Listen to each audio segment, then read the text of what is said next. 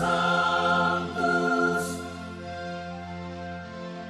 Sanctus, Sanctus Dominus Deus Sabaoth.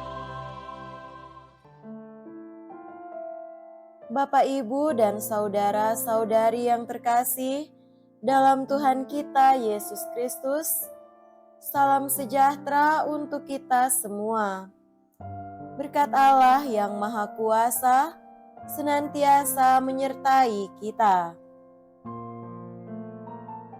Hari Senin tanggal 31 Juli tahun 2023 adalah peringatan wajib Santo Ignatius dari Loyola, Imam.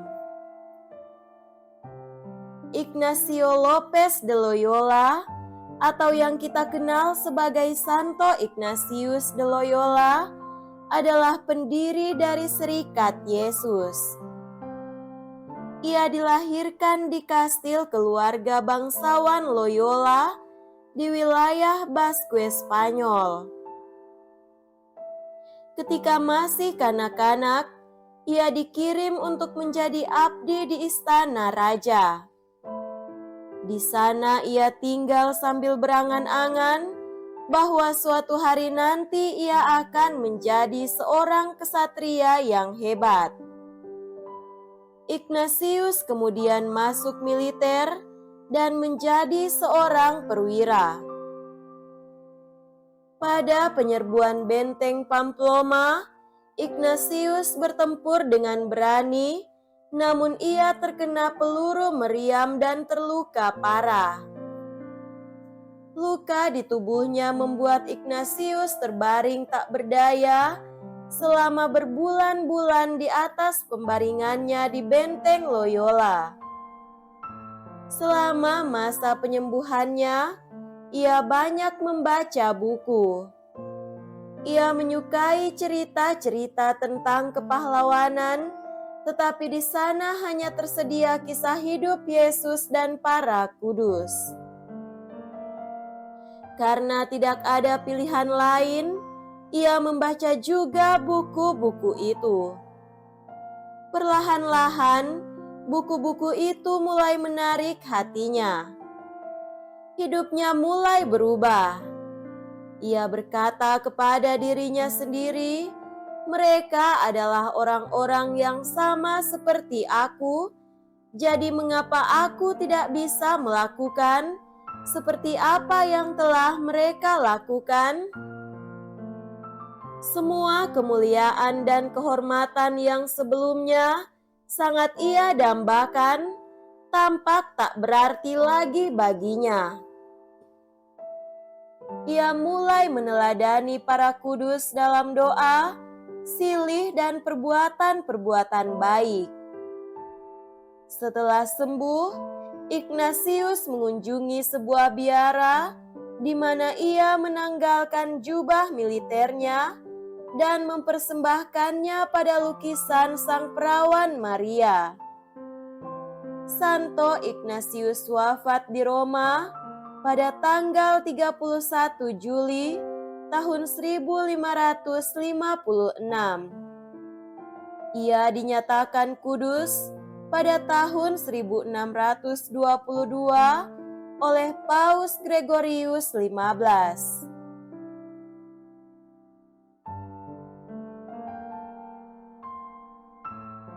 Marilah kita mendengarkan dan merenungkan bacaan-bacaan kitab suci. Bacaan pertama dari kitab Keluaran bab 32 ayat 15 sampai 24 dilanjutkan dengan ayat 30 sampai 34. Waktu itu Musa dan Yosua turun dari Gunung Sinai. Musa membawa di tangannya kedua loh hukum Allah. Loh-loh itu bertulis pada kedua sisinya, sebelah menyebelah. Kedua loh itu telah dibuat oleh Allah dan tulisannya adalah tulisan Allah, digugat pada loh-loh itu. Ketika Yosua mendengar sorak-sorai bangsa Israel, berkatalah ia kepada Musa, "Kedengaran bunyi sorak peperangan di perkemahan." Jawab Musa, "Bukan nyanyian kemenangan, bukan pula nyanyian kekalahan, melainkan nyanyian balas-balasan, itulah yang kudengar." Ketika sudah dekat perkemahan dan melihat anak lembu serta orang menari-nari, maka bangkitlah amarah Musa. Dibantingnya kedua loh itu dan dihancurkannya pada kaki gunung.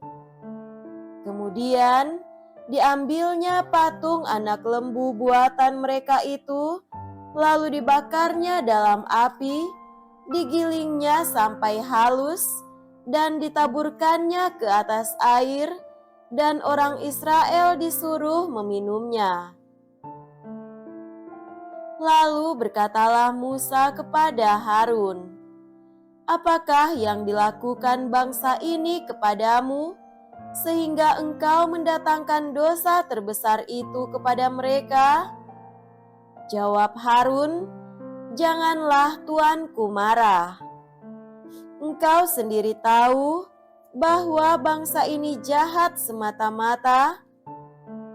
Mereka berkata kepadaku, 'Buatlah Allah bagi kami yang akan berjalan di depan kami,' sebab mengenai Musa yang telah memimpin kami keluar dari tanah Mesir, kami tidak tahu apa yang terjadi dengan dia."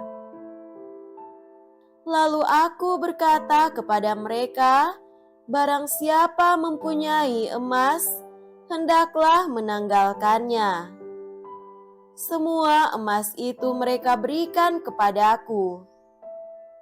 Aku melemparkannya ke dalam api, dan keluarlah anak lembu ini. Keesokan harinya, berkatalah Musa kepada bangsa itu, "Kalian telah berbuat dosa besar, tetapi sekarang aku akan naik menghadap Tuhan. Mungkin aku dapat mengadakan pendamaian karena dosamu itu." Lalu kembalilah Musa menghadap Tuhan dan berkata, "Ah, bangsa ini telah berbuat dosa besar, sebab mereka telah membuat Allah emas bagi mereka. Tetapi sekarang, kiranya Engkau mengampuni dosa mereka itu. Dan jika tidak, hapuskanlah kiranya namaku dari dalam kitab yang telah Kau tulis." Maka Tuhan bersabda kepada Musa, "Barang siapa berdosa terhadapku, nama orang itulah yang akan kuhapuskan dari dalam kitabku.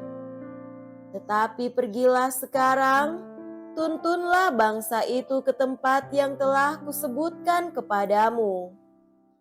Di depanmu akan berjalan malaikatku. Tetapi pada hari pembalasanku, aku akan membalaskan dosa mereka kepada mereka."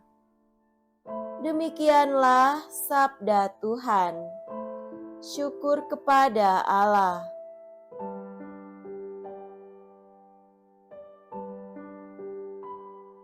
Semoga Tuhan beserta kita sekarang dan selama-lamanya.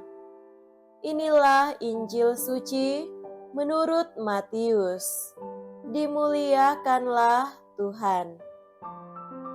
Injil Matius bab 13 ayat 31 sampai 35.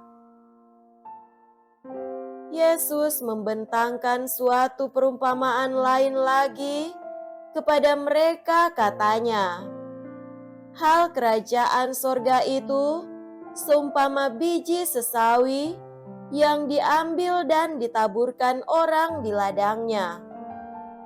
Memang biji itu yang paling kecil dari segala jenis benih, tetapi apabila sudah tumbuh, sesawi itu lebih besar daripada sayuran yang lain, bahkan menjadi pohon, sehingga burung-burung di udara datang bersarang pada cabang-cabangnya.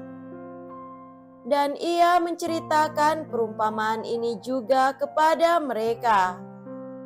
Hal kerajaan sorga itu seumpama ragi yang diambil seorang perempuan dan diadukan ke dalam tepung terigu 3 sukat sampai kamir seluruhnya.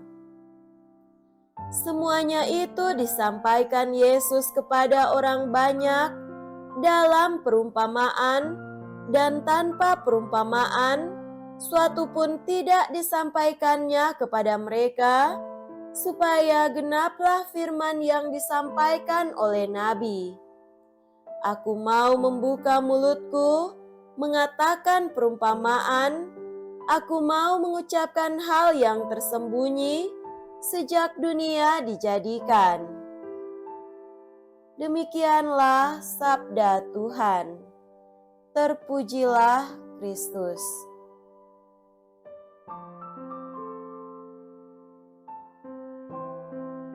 Saudara-saudariku yang terkasih dalam Tuhan kita Yesus Kristus, tema renungan kita pada hari ini adalah Kerajaan Cinta Kasih. Tidak mudah untuk membuat orang mengerti dan paham dengan apa yang kita sampaikan.